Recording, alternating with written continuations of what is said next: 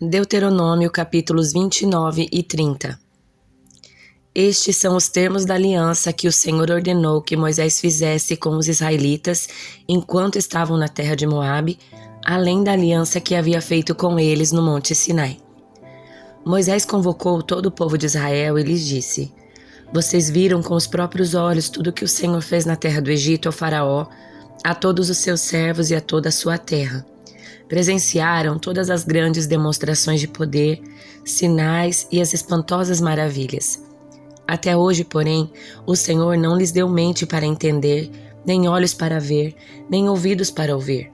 Durante 40 anos eu os conduzi pelo deserto e, no entanto, suas roupas e sandálias não se gastaram.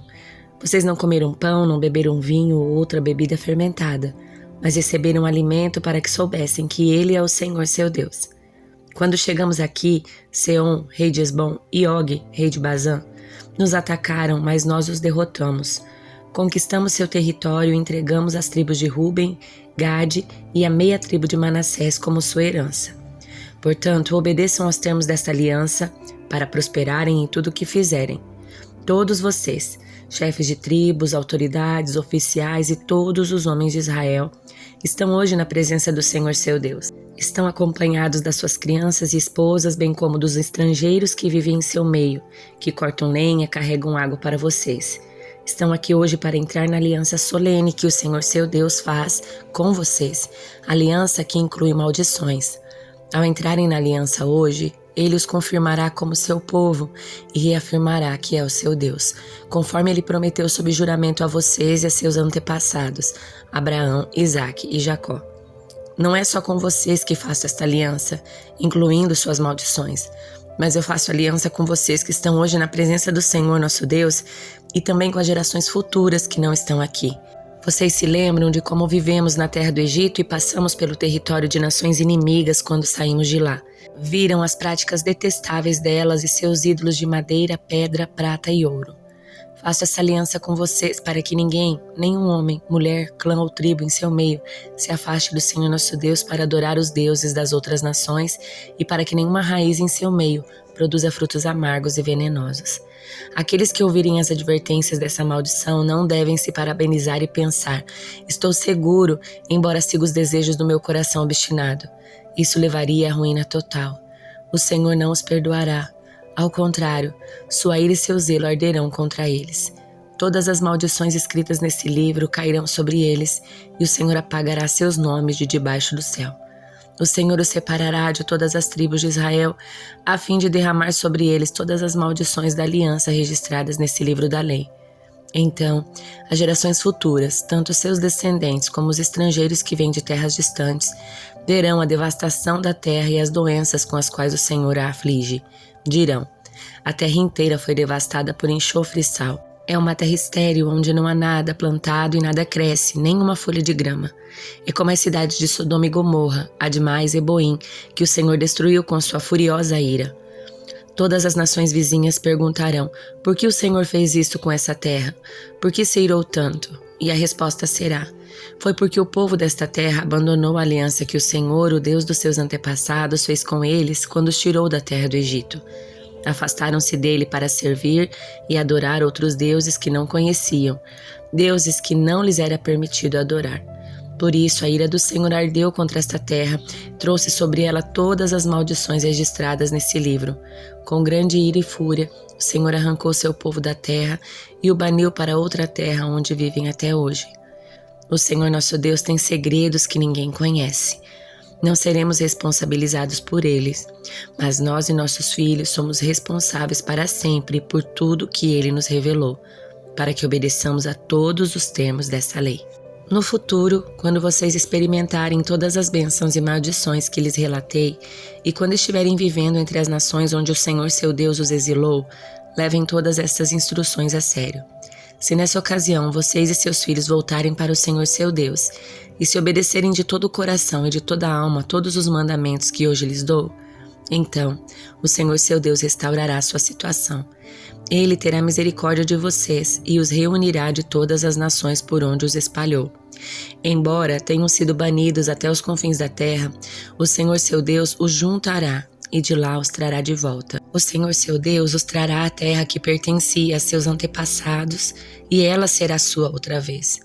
Então ele os tornará ainda mais prósperos e numerosos que os seus antepassados. O Senhor seu Deus transformará o coração de vocês, todos os seus descendentes, para que o amem de todo o coração e de toda a alma, e para que vivam. O Senhor seu Deus enviará todas essas maldições sobre seus inimigos e sobre aqueles que os odeiam e os perseguem. Então vocês voltarão a obedecer ao Senhor e a cumprir todos os mandamentos que hoje lhes dou. O Senhor seu Deus lhes dará sucesso em tudo o que fizerem. Também lhes dará muitos filhos e rebanhos numerosos, e fará seus campos produzirem colheitas fartas, pois o Senhor voltará a ter prazer em ser bondoso com vocês, como aconteceu com seus antepassados. O Senhor seu Deus se alegrará em vocês se lhe obedecerem e cumprirem os mandamentos e decretos escritos nesse livro da lei, e se voltarem para o Senhor seu Deus de todo o coração e de toda a alma. Este mandamento que hoje lhes dou não é difícil demais para vocês, nem está fora do seu alcance. Não está guardado no céu tão longe que vocês tenham que perguntar: quem subirá ao céu a fim de trazê-lo até nós aqui embaixo, para que possamos ouvir? Não está guardado além do mar tão distante que vocês tenham de perguntar: quem atravessará o mar a fim de trazê-lo até nós, para que possamos ouvir e obedecer? Não, a mensagem está bem perto, está em seus lábios, em seu coração, para que possam obedecer. Agora ouçam, hoje lhes dou a escolha entre a vida e a morte, entre a prosperidade e a calamidade. Pois hoje ordeno que amem o Senhor seu Deus, guardem seus mandamentos, decretos e estatutos, andando em seus caminhos. Se o fizerem, viverão e se multiplicarão, e o Senhor seu Deus abençoará vocês e a terra em que estão prestes a entrar, para tomar posse dela. Se contudo seu coração se desviar, e vocês se recusarem a ouvir, se forem levados a seguir e adorar outros deuses, eu os advirto hoje de que certamente serão destruídos. Não terão uma vida longa e boa na terra que estão atravessando o Jordão para ocupar. Hoje lhes dei a escolha entre a vida e a morte, entre bênçãos e maldições. Agora chamo os céus e a terra como testemunhas da escolha que fizerem. Escolham a vida para que vocês e seus filhos vivam. Façam isso amando, obedecendo e apegando-se fielmente ao Senhor, pois Ele é sua vida. Se vocês o amarem e lhe obedecerem, Ele lhes dará vida longa na terra que o Senhor jurou dar a seus antepassados, Abraão, Isaque e Jacó. Livro de Jó, capítulo 15. A segunda resposta de Elifaz a Jó. Então Elifaz de Temã respondeu: um homem sábio não responderia com esse falatório. Suas palavras não passam de vento. O sábio não se envolve em conversa sem propósito, nem usa palavras sem sentido. De fato, você não tem temor a Deus e não lhe mostra reverência. Seus pecados dizem à boca o que ela deve falar. Suas palavras se baseiam em engano astuto. Sua própria boca o condena, não eu. Seus próprios lábios depõem contra você. Acaso você foi o primeiro ser humano a nascer? Veio ao mundo antes de serem criados os montes? Estava presente no conselho secreto de Deus? Só você é dono da sabedoria? O que você sabe que nós não sabemos? Que compreensão tem que nós não temos? Homens idosos de cabelo grisalho, mais velhos que seu pai, pensam exatamente como nós. A consolação de Deus não é suficiente para você? Palavras amáveis não lhe bastam? O que o fez perder a razão? Por que os seus olhos chegam a faiscar quando você se volta contra Deus e diz tais absurdos? O que é o ser humano para se considerar puro? Pode alguém nascido de mulher ser justo? Deus não confia nem nos anjos. Aos olhos dele, nem mesmo os céus são puros.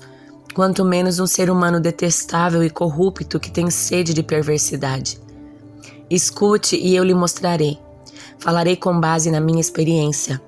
Ela é confirmada pelo relato de homens sábios que ouviram as mesmas verdades dos seus antepassados, daqueles aos quais foi dada a terra muito antes de chegar qualquer estrangeiro. Os perversos se contorcem de dor a vida toda. Aos cruéis estão reservados tempos de sofrimento. Em seus ouvidos ressoam sons de terror e mesmo em dias tranquilos temem o ataque do destruidor. Não se atrevem a sair no escuro por medo de serem mortos pela espada. Ficam perambulando e dizendo: onde posso encontrar pão? Sabem que o dia da sua destruição se aproxima.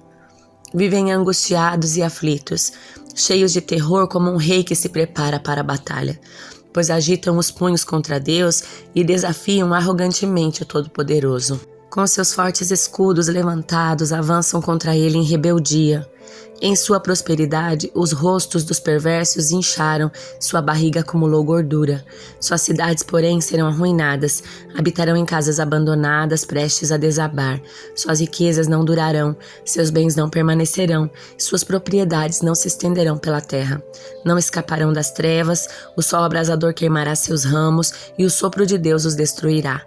Que não se iludam mais ao confiar em riquezas vazias, pois o vazio será sua única recompensa. Serão cortados na flor da idade, seus ramos jamais voltarão a verdejar. Serão como a videira cujas uvas são colhidas cedo demais, como a oliveira que perde as flores antes que se formem os frutos.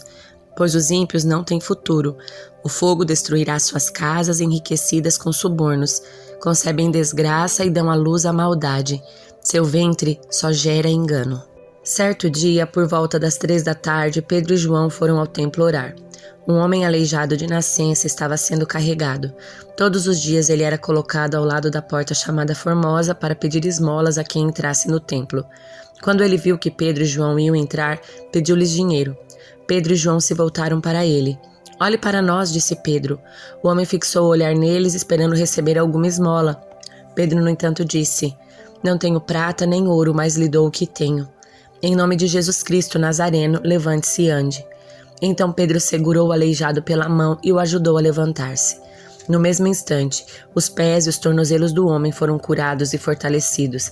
De um salto ele se levantou e começou a andar. Em seguida, caminhando, saltando e louvando a Deus, entrou no templo com eles. Quando o viram caminhar e o ouviram louvar a Deus, todos perceberam que era o mesmo mendigo que tantas vezes tinham visto na porta Formosa e ficaram perplexos. Admirados, correram todos para o pórtico de Salomão, onde o homem permanecia com Pedro e João e não se afastava deles. Pedro, percebendo o que ocorria, dirigiu-se à multidão. "Povo de Israel, por que ficam surpresos com isso?", disse ele. "Por que olham para nós como se tivéssemos feito esse homem andar por nosso próprio poder ou devoção? Pois foi o Deus de Abraão, de Isaque e de Jacó, o Deus dos nossos antepassados, quem glorificou seu servo Jesus, a quem vocês traíram e rejeitaram diante de Pilatos, apesar de ele ter decidido soltá-lo. Vocês rejeitaram o santo e justo e em seu lugar exigiram que um assassino fosse liberto. Mataram o autor da vida, mas Deus o ressuscitou dos mortos, e nós somos testemunhas desse fato. Pela fé no nome de Jesus, esse homem que vocês veem e conhecem foi curado. A fé no nome de Jesus o curou diante dos seus olhos. Irmãos, eu sei que vocês e seus líderes agiram por ignorância, mas Deus assim cumpriu o que todos os profetas haviam predito acerca do Cristo, que era necessário sofrer essas coisas. Agora, arrependam-se e voltem-se para Deus, para que os seus pecados sejam apagados. Então, da presença do Senhor virão tempos de renovação e Ele enviará novamente Jesus, o Cristo que lhes foi designado, pois Ele deve permanecer no céu até o tempo da restauração final de todas as coisas, conforme Deus o prometeu há muito tempo por meio dos seus santos profetas. Moisés disse: "O Senhor seu Deus levantará para vocês um profeta como eu do meio do seu povo. Ouçam com atenção tudo o que ele lhes disser. Quem não der ouvidos a esse profeta será eliminado do meio do povo." Ao começar por Samuel, todos os profetas falaram sobre o que está acontecendo hoje. Vocês são descendentes desses profetas e estão incluídos na aliança que Deus fez com seus antepassados ao dizer a Abraão: "Por meio dessa descendência, todas as famílias da terra serão abençoadas." Quando Deus ressuscitou seu servo, Ele o enviou primeiro a vocês, o povo de Israel, para abençoá-los, fazendo cada um de vocês se afastar dos seus caminhos pecaminosos.